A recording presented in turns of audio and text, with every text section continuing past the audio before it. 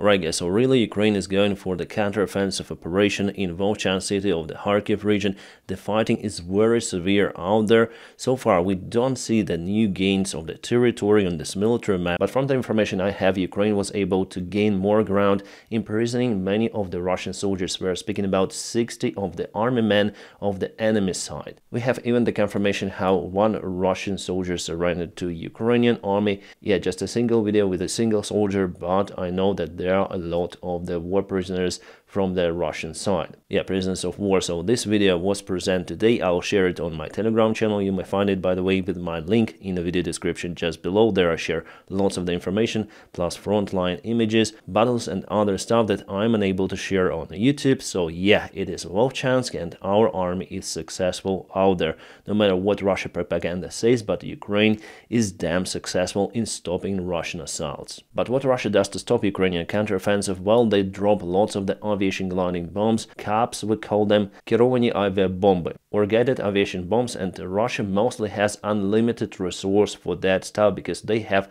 lots of the simple aviation bombs, and what they really need to do is to produce many of the units, basically wings with controlled elements, and that's it. They have many of those tons. That's why for Ukraine it's now almost impossible to liberate all of those territories without coping with that Russian threat from the gliding aviation bombs. Well, thankfully to our allies with their recent permission to use some of the ammunition on the Russian bases, I think that Ukraine will be able to cope with that in the future perspective, and there are lots of the strikes on the Russian bases today. First of all, Ukraine tries to eliminate the air defense systems. Those images were shared today. Sorry guys, I had to blur those for this platform requirements, but I may tell you what is there. There is the Russian air defense S-400 system, several of the trikes, radars, and all of that was targeted by HIMARS today. It happened in Belgorod Oblast, so definitely Russia suffers. Russian bases, Russian supplies, and air defense. Plus later on this evening we start to receive those kind of the images showing the dark clouds also in Belgorod Oblast. As locals say, one more air defense system S-400 was targeted, hit as well. It is absolutely new level how Ukraine uses HIMARS to strike Russian Federation. Their bases previously they were quite safe there, launching the strikes on the Russian territory, but now no any longer. My friends, if you want to support the job that I do on YouTube, you may join my Patreon page. It is available with my personal link in the video description just below. Thank you so much for your awesome support. So the war comes to the Russian territory even more, covering lots of the area. It is not just happening in Belgorod Oblast, but in nearby Kursk Oblast there were also strikes on the Russian facilities, so for sure Ukraine got permission not just to protect Kharkiv but also Sumy. Oh, I forget one thing. Hello my friends and welcome, my name is Dennis and this is the latest update from Ukraine. So why is that the priority, the Russian air defense systems? Why not to concentrate mainly on the Russian supplies, on Russian vehicles, their infantry bases, barracks? Why to hit air defense? Because there are no Ukrainian airplanes flying close to the border, for example in Kharkiv region. But it is like that for now. Ukraine is going to obtain F-16s very soon.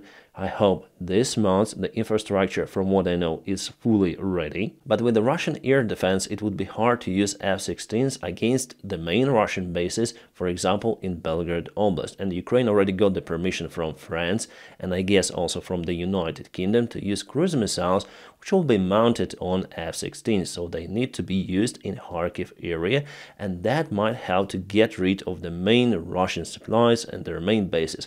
However, some part of the supplies are still being hit by HIMARS. I get one of the videos later on, going to show it to you, but here also one more threat from the Russian air defense systems, that Russia modernized them from the ground-to-air missiles to the ground-to-ground missiles. Basically, S-300s are the Russian rocket artillery systems, which now could be used against the aircraft as well as against the ground targets. And the S-300 missiles is almost impossible to intercept.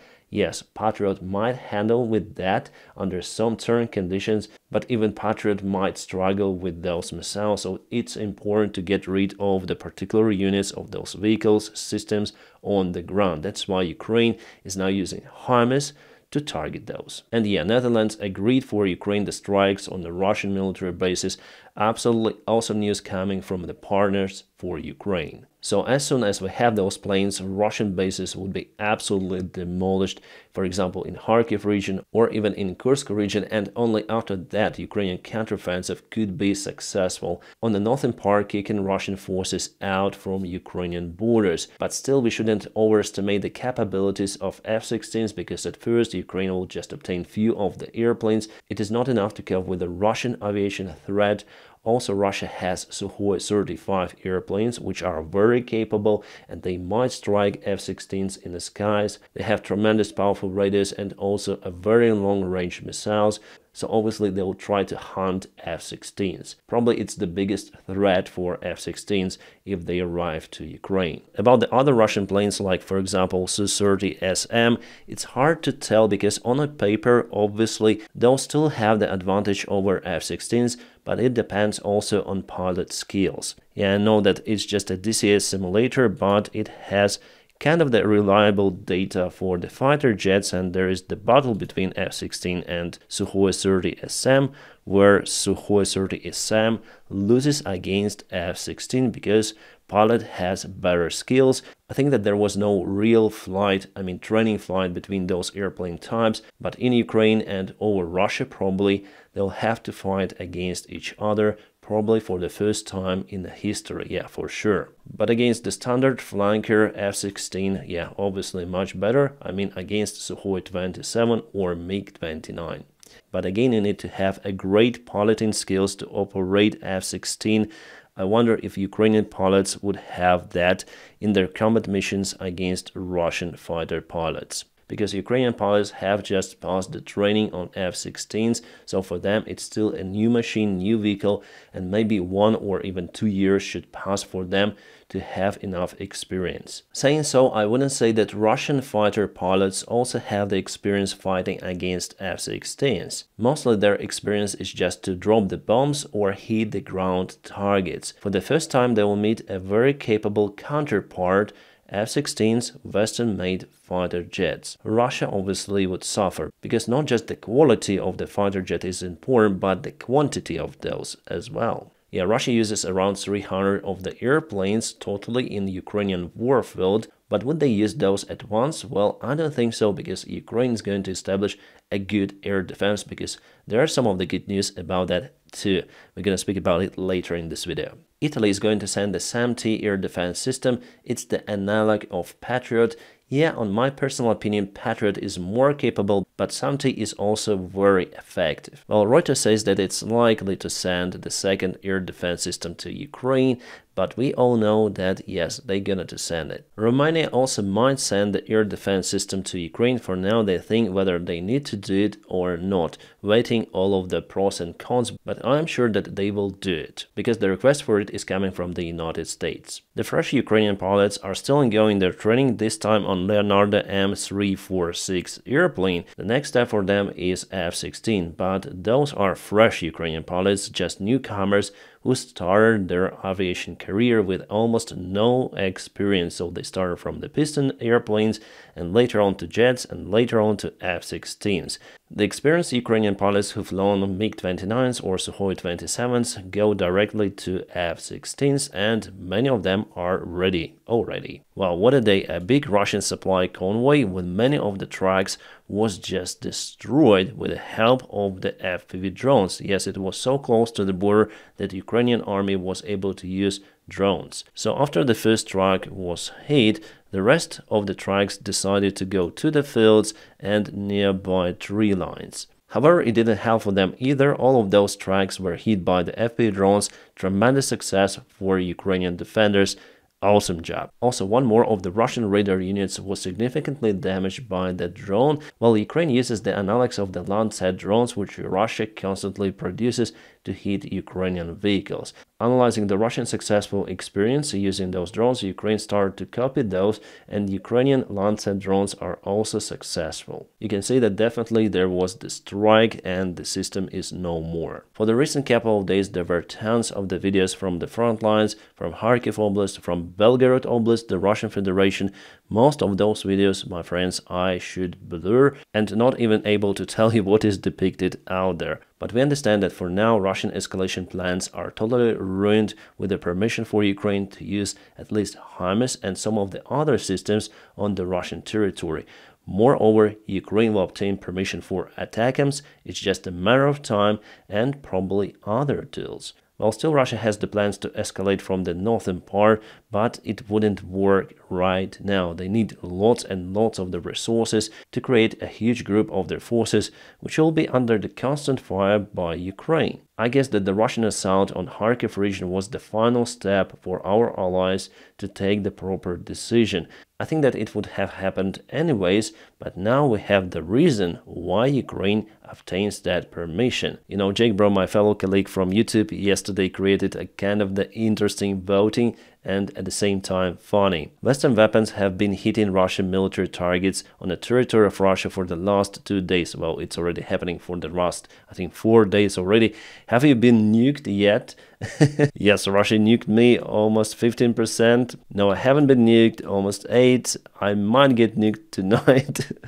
Russia, and you may see what is written over here. Majority of the voting, great support. In this voting, Jake just laughing about the bias which was coming from some sort of the politicians in the United States saying that we shouldn't escalate because Russia will nuke us. Russia will nuke us if we allow Ukraine to strike on the Russian bases, but Russia is not even telling about it outside their propaganda media. There were just few of the statements from the Russian officials and they were not really harsh. And this is the Russian propaganda guy with the mic. Let's listen what he says. I'll translate it for you. Just 3 seconds of the video.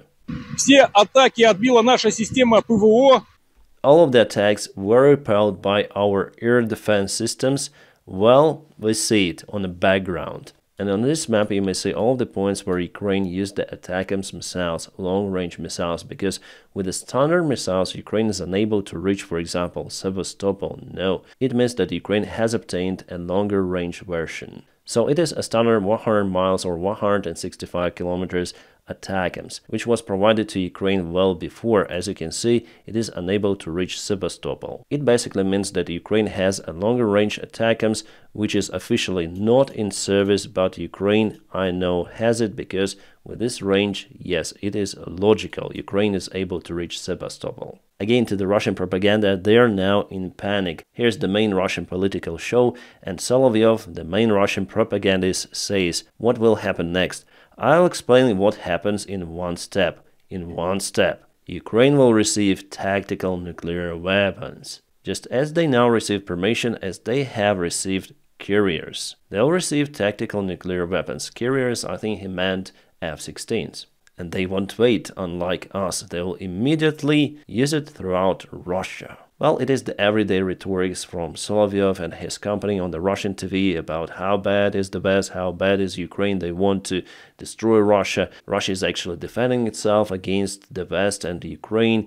Ukraine is just the first step for them in this war against democracies. So many of the Russians are just brainwashed by their TV. X updates policies on formally allow porn on its platform. X allows adults to engage in sexual content, well, obviously with some of the age restrictions, but yeah, maybe X should be renamed to XXX this time. X officially allows X-rated content. Awesome. Such a funny headlines all around about this topic. Well, Elon really wants to attract more people into his platform, potentially converting it to the biggest competitor of the Pornhub. Oh my god, where is this going? Zelensky with the Ukrainian delegation went to Philippines right after the meeting in Singapore. Actually, this is one more sign of the confrontation between Ukraine and China, in diplomatic way obviously, because China supports Russia in any sort of the term. China created some sort of the pro-Russian alternate peace platform opposing to Ukrainian peace plan, and they want to attract as many allies as possible. Now Brazilian government follows that trap, as well as Saudi Arabia, and today we have the notice from Pakistan that they also tend to support China.